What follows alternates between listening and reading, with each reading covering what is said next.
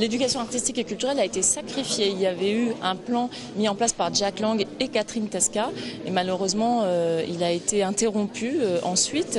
Aujourd'hui, avec Vincent Peillon, on a la volonté de faire de l'éducation artistique et culturelle une priorité pour tous les jeunes de ce pays. Ça veut dire que c'est inscrit désormais dans les programmes scolaires, dans ce qu'un élève doit avoir comme parcours tout au long de sa scolarité et chaque année. Et dans le cadre de la réforme des programmes que Vincent Peillon va mettre en place, eh bien, ce parcours d'éducation artistique va être l'une des 4 priorités, avec notamment un livret qui permettra aux élèves de suivre, de conserver la trace de toutes les activités auxquelles ils auront participé.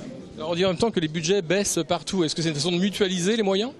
Moi, pour ce qui est du ministère de la Culture, j'ai augmenté les crédits concernant l'éducation artistique et culturelle de 25% en 2 ans, ce qui veut dire que ça permet de financer 1000 projets supplémentaires en plus, donc les financer avec les collectivités locales. C'est un effort extrêmement important du ministère de la Culture, mais c'est ma priorité. Et donc même dans une période difficile budgétairement, j'ai dégagé des priorités qui sont justement l'éducation artistique et culturelle pour tous les enfants de France. Ça donne un éveil, c'est-à-dire que l'éducation artistique, c'est une façon de voir le monde différemment et pas que par les mathématiques? L'éducation artistique, c'est 3 choses. C'est pratiquer, permettre aux enfants de pratiquer, d'avoir un éveil. Ça peut être à différentes formes de disciplines artistiques.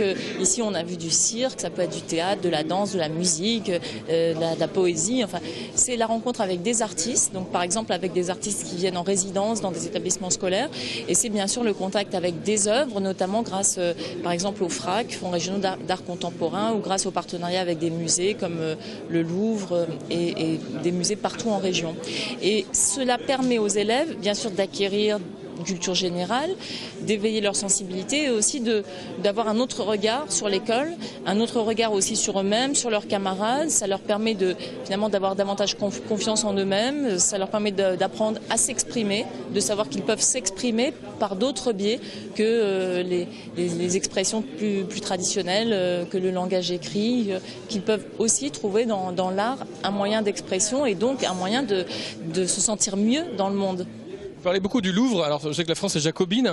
Par rapport aux régions, les régions n'ont pas assez de musées de grande valeur?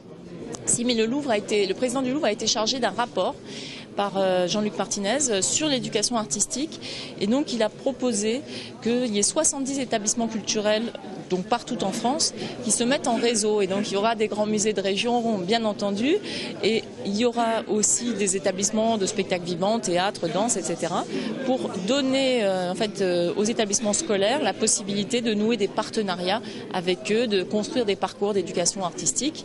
Et le Louvre mettra aussi en place, au sein d'une de ses ailes, l'aile Richelieu, une aile entièrement dédiée à la fois aux élèves, aux jeunes, aux enfants, mais aussi aux enseignants pour acquérir la pratique de l'enseignement artistique et culturel.